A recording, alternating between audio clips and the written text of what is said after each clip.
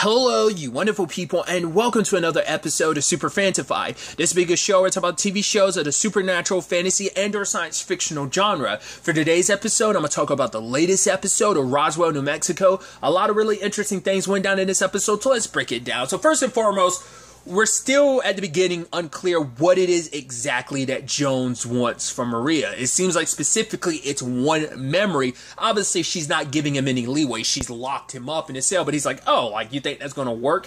I have this sword that basically is going to amplify me. Like, how long can you keep, like, that candle of yours keep burning? I know it's not the exact metaphor he went with, but it's the one I'm going with right here, because I'm going to super paraphrase it. But essentially, it's like, how long can you keep burning before you burn out? Me, I'm going to go out there, I'm going to kill some people and absorb that energy, and I'm going to come back, and I'm going to break out of this cell, and I'm going to find that memory I'm looking for.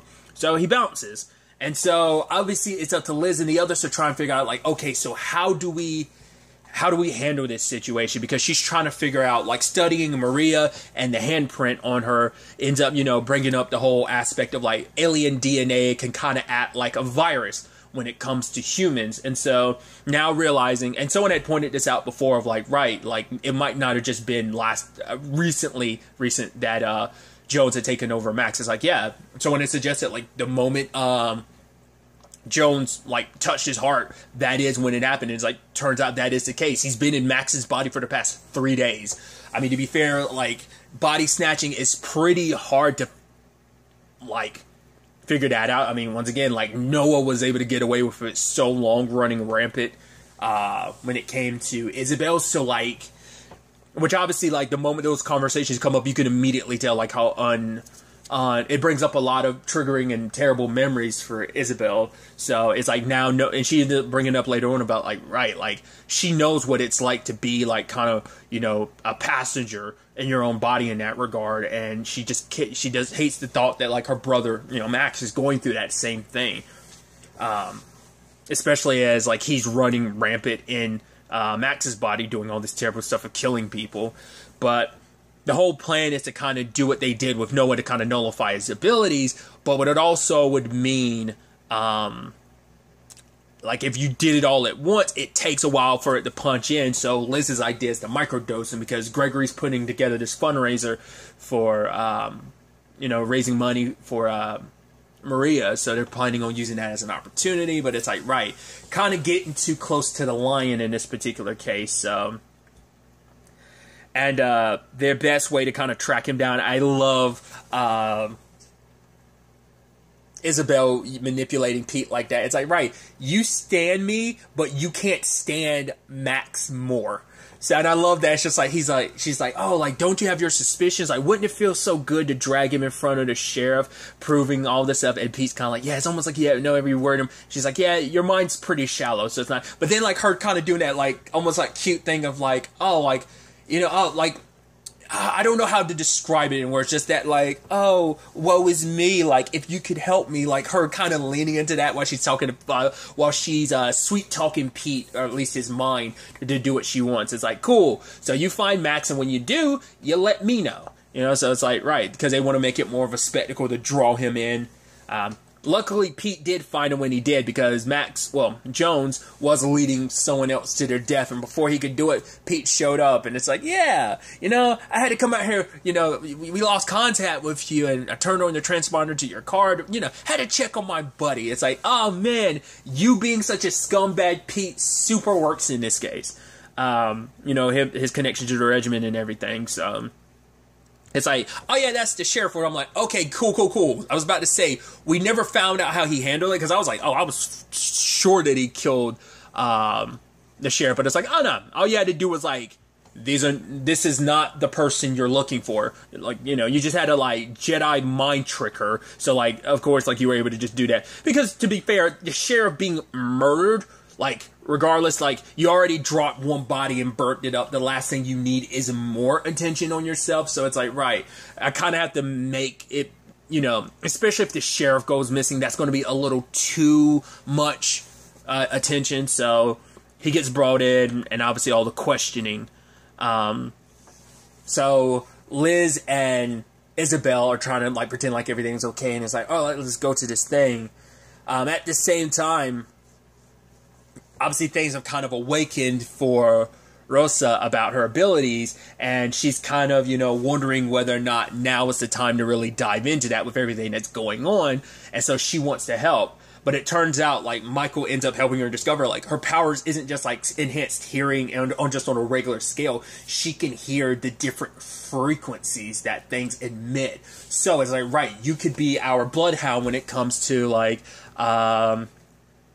finding the blade, which I love, like, the, like, kind of like moments between them and stuff like that. And she's like, it's pretty hard to do this when like you're just staring at me. He's like, why do it matter? Your eyes are closed. And she's opened her eyes and just kind of like, all right. And he has to turn around and everything because basically it's like they're playing hide and seek. So she has to find, it turns out like a alien piece to recognize its frequency. And it's like, if she does, they'll be able, and so Michael, as Isabel kind of brings it up later on, kind of doing his Yoda thing of like, right, think about music, all the layers to a music. So you break it apart, the drums, the this, the that, like break down all the sounds until you can kind of push everything away, like separate all the noises to recognize what they are, and then focus on what you register as kind of that something else. So she ends up doing it, which is like pretty dope, because this is her first time really being able to kind of flex and enjoy her abilities. I am curious what they're going to do with the whole, I guess like he's going to be like her, because they introduced Father Dallas.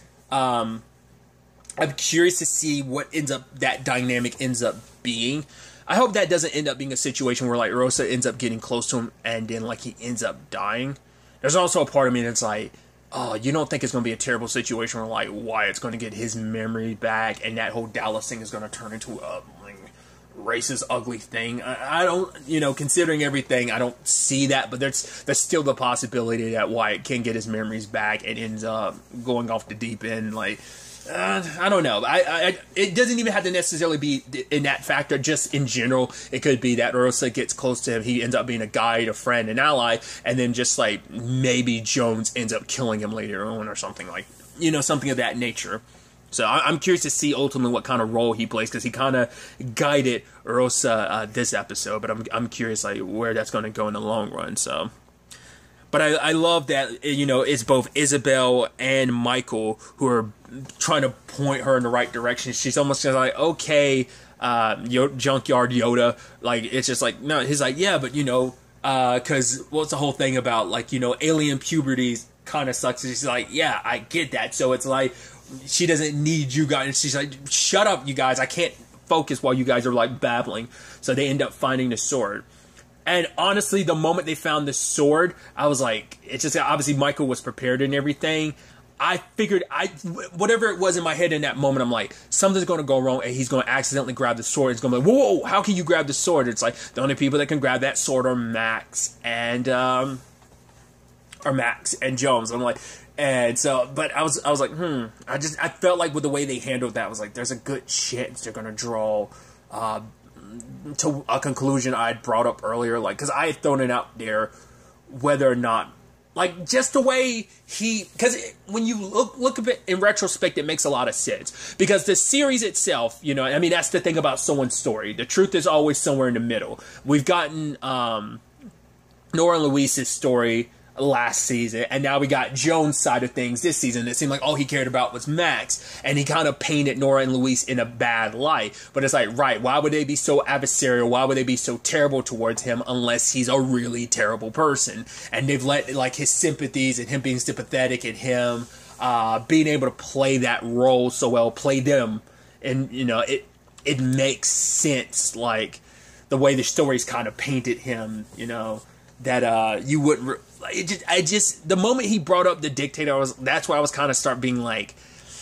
it's going to end up being like Jones is going to end up being a dictator. And it turns out that is the case, but because I thought that was so fast, because that, like, especially how that whole thing ended up being revealed and how it ended up breaking down, because Liz ended up getting dragged off by Jones, and so obviously like he ended up spouting some stuff that he knew would kind of, even though he was lying, he said stuff that, Max had never probably admitted to her. It's like, right, I was going to like this particular song, I was practicing it on the guitar for like months, but then before you left Roswell, but it's like, right, he kind of chickened out. She's like, yeah, drunk Maria told me about it, but I was actually waiting for it, but then you kind of chickened out. And she's like, she always figured like he chickened out because of Rosa's death. Now in retrospect, considering everything that went down, you probably it now adds context of why that would be enough to kind of deter him from it, because it's, you know, guilt and stuff. But the moment he's trying to get her alone, I'm like, is he onto you? I wasn't sure. It's just like, you know, once again, she's in the lion's den. She's sitting right beside the lion. But he was very inquisitive, because Liz is who she is, that she is trying to understand, like, the alien DNA. She understands it on a level like no one else does. So for her to break it down and talk about, like, the connections and the bonds and stuff like that, because aliens have 3 strands of DNA. That 3rd strand of DNA is what is the bond and the connector to it all. And so it's like, oh, like, do you think you could sever that connection? And she's like, basically what she was able to do to build up Max's heart, she feels like she could find something that could sever that bond, that 3rd DNA strand. And then immediately you're like, but why would he want that severed? I thought you would want that to stay. Because I thought, like, the whole point was for you and Max to be connected. But we'll get to that soon enough. But he actually saw through Liz. And I love that, like, devilish line of basically, like, should we be toasting to the fact is how clever you are?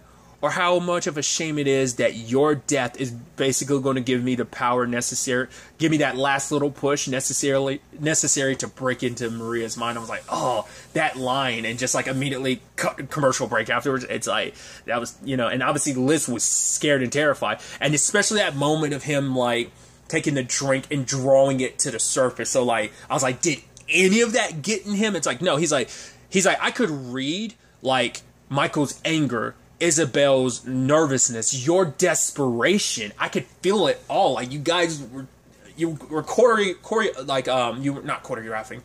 Yeah, I think that'd be the appropriate word in this case. Way in advance that, like, I knew something was up, so I had my suspicions. You guys aren't as clever as you think, you know? And no matter how much she tries to reach out to Max, it's like, but Max, he's like, yeah, I don't think Max has got much fight left in him.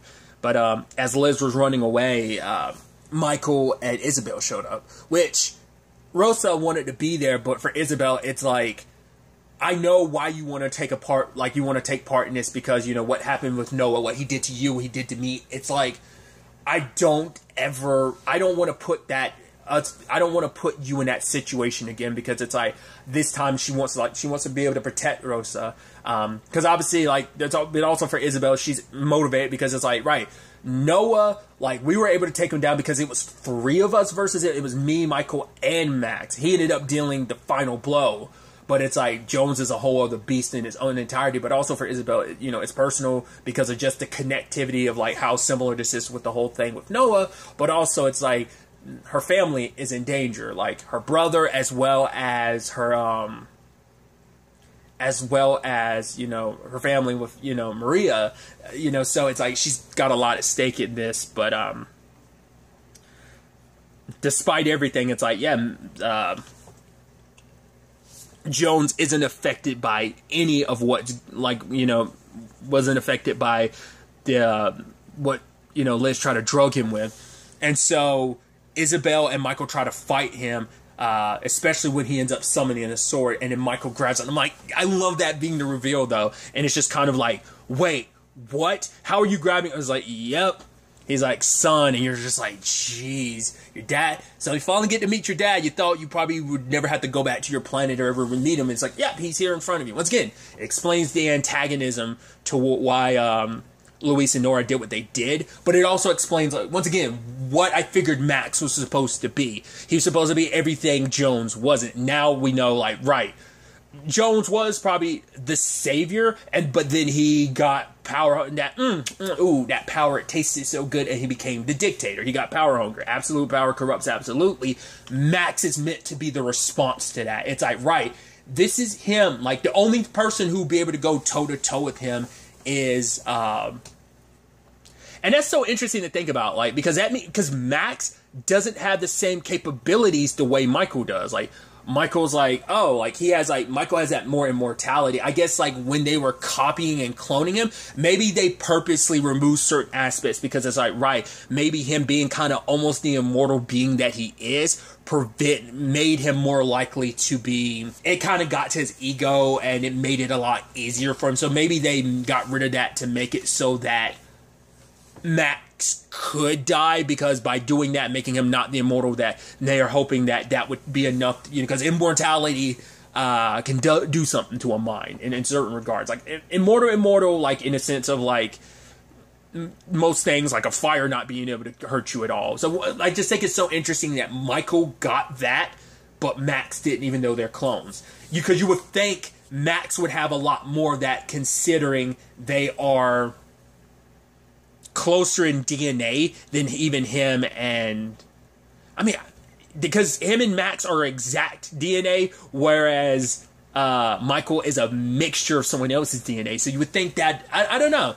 You're half of both of your parents. So he has half Nora's DNA and half Jones's. So you would think, like... I don't know. You'd think Max would be the more pertinent copy, like I said, but not unless they remove certain factors like that. But like I said, I think that was kind of always been my thought, that he was supposed to be the what if the dictator went down the right path. Well, at least, like, or rather at the time I thought Jones, but now we know Jones and the dictator being one and the same. What if Max was the right path that the dictator went down, instead of, becoming the evil bastard that he did? So that becomes a very interesting aspect to it. But in front of him, and he's like, oh yeah, like, you guys think you can go up against me? It's like, no, you think it's like the three of you versus one person. It's like, no, it's you three versus an army. Like, this isn't just like this sword holds like so much. It's like, how many people have you killed with that? He's like, oh, just start by counting the stars. You're like, Jesus, you sound like a genocidal maniac. That's like some Thanos level line. More so probably like, well, I was about to say Infinity War Thanos, but it could borderline Endgame Thanos in certain regards as well. It is a whole tangent I was about to go in, but nevertheless, because it's like, right, going up against a whole army. I thought that was so interesting with just how much power he's getting. But then Liz figures out what he wants. Like I said, that severing of the DNA is like, right, there's no one on this planet that knows aliens and understands them like I do. You need me. So you need to keep them alive or I will never help you. And so it's like he wants Max's body to be... Because I guess... I'm curious why, though. Like, what is so pertinent in her, what's so pertinent in Max's, like, maybe there's something special that, like, Nora and Luis hid away that he can never have access to in his own body, but with Max, with the combination of who he is plus Max's body. So, like, that's why he needed the connection strong, so that he doesn't want to just make it so that, oh, I can just walk and talk and control you for a bit. It's like, no, I need that body permanently. And it's like, why?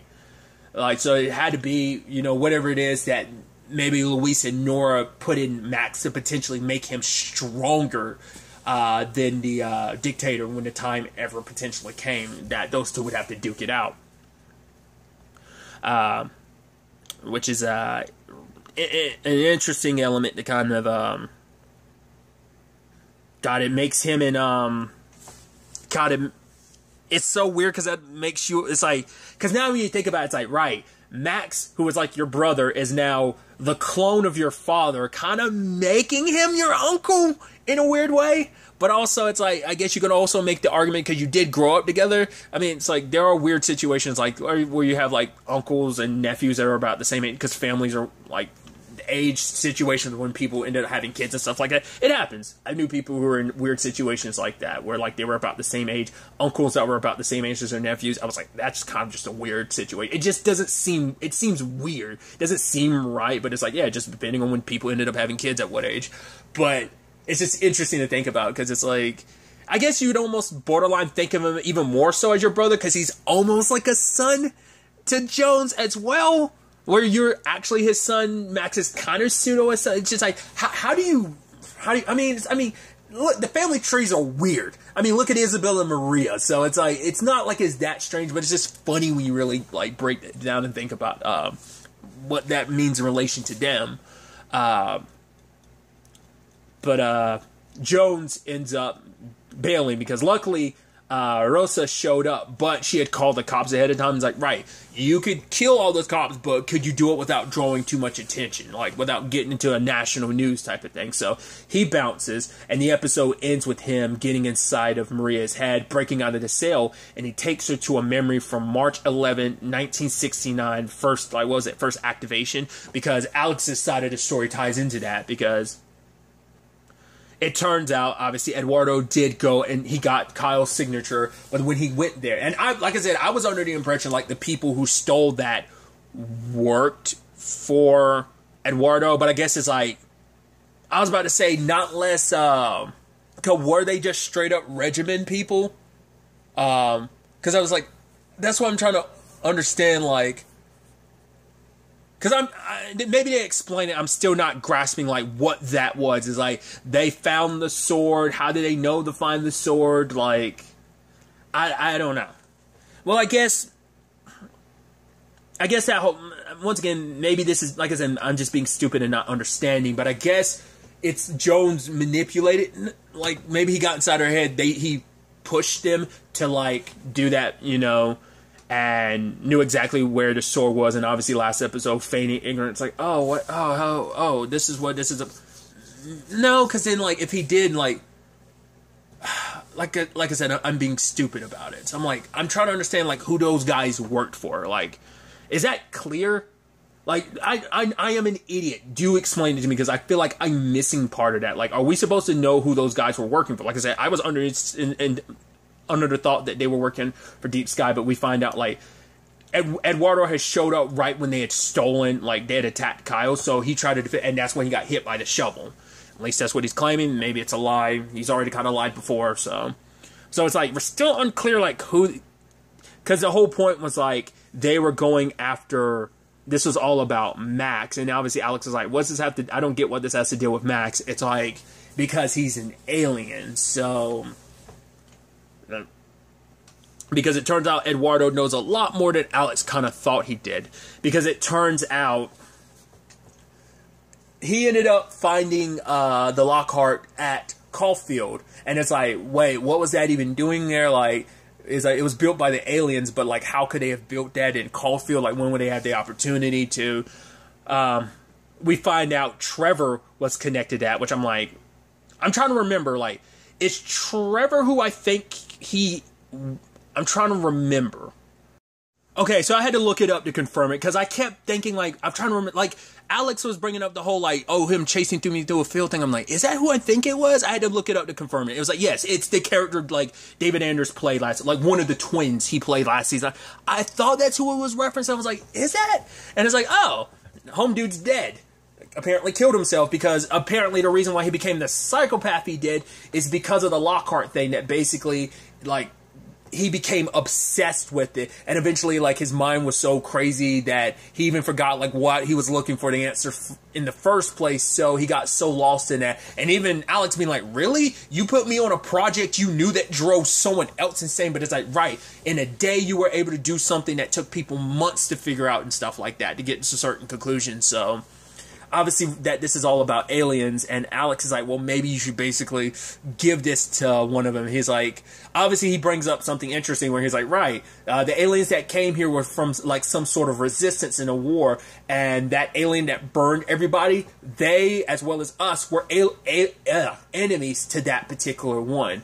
And so, it turns out, he knows a lot more, because he ends up bringing up the reason why he brought Alex into this, because unlike Alex's dad, Alex has a different perspective. He's like, you fell in love with an alien, and he's like, damn. So it's like, he knows Max is an alien. He must know about, he might not know Michael's identity. Maybe he just knows that Alex fell in love with an alien. He just doesn't know who. Because I was about to say, because if he knows about Max, he would know about Michael and Isabel. But like I said, he might be weary of Max, but he doesn't know for sure. But he kind of knows. Like I said, I just don't know. You would assume because they are, well, at the very least, it would point Isabel as being one, considering Max as an alien. It's like most likely his sister Isabel is one, you know, but like there's a whole separation between like Max and Michael and like Isabel and Max getting adopted by one family, Michael getting adopted by another. Like, you get what I'm trying to get at. So I'm like, I wasn't sure how much he knows in that regard, but knows enough to know Alex would have a different perspective. He'll come at it from a different place. He'll come at it from a place of love instead of hate like his father. So he thinks that will be enough. So I just, like I said, I assume this has to have something to, because like he is trying to get a memory specifically tied to Patricia, which like I brought up, you know, at the beginning of that, saying like, the file Alex got from Caulfield, he got from Eduardo, is connected to the memory that Jones is trying to get from Maria. So we'll ultimately have to wait and see where that takes us going forward next episode. Hopefully there's a remedy to Kyle's situation, because I skipped over it, but poor Pete, once again, Pete's kind of a D-bag, but you kind of feel bad for the poor guy, got run through like that. So now I'm like, well, Jones burned his body, so now I'm like, is this the murder that they're covering up? Because it's like, right, Max would have, yes, Jones did the actual thing, but it was through Max's body, so all the evidence would lead back to him regardless. So maybe that's what they're trying to cover up. Because there have been obviously some other, you know, disappearances and stuff like that, because he's been charging them, but it's like this one in particular would draw the most attention. So especially because Pete's the one that was inquiring a lot about Max, and now all of a sudden he shows up dead. Like, that's not going to look good. So I'm assuming they're going to make it seem like Kyle died, but in actuality it's Pete potentially in that coffin, if that ends up being what that is. Well, the Valenti thing symbol is up there, so it could be like Eduardo ends up dead, because that could be what that is, and just Kyle wasn't at the funeral because he's still in like the state he is in currently. Maybe that's what that is. Well, we have, like, once again, now knowing that we have been introduced to another Valenti, so maybe that's more so what that is. Like, maybe at the end of the day, to get what he needs, Jones ends up going after Eduardo and ends up killing him in the process. So, but maybe the same thing applies to, like, right, it was done in Max's body, everything will lead back to him, because Jones he's also hidden away his body, so he's kind of got everything he needs. He's kind of in the advantage. He's got Maria, he's got his own body, he's also in Max's body, so things aren't looking too good all around. He's kind of in the winner's circle right now, so it's definitely going to be interesting to see how the next episode plays out with all of this. But really, that's all I want to talk about. Till the next time we meet, be happy, be safe, live life to the fullest, and enjoy it. Good day, and goodbye.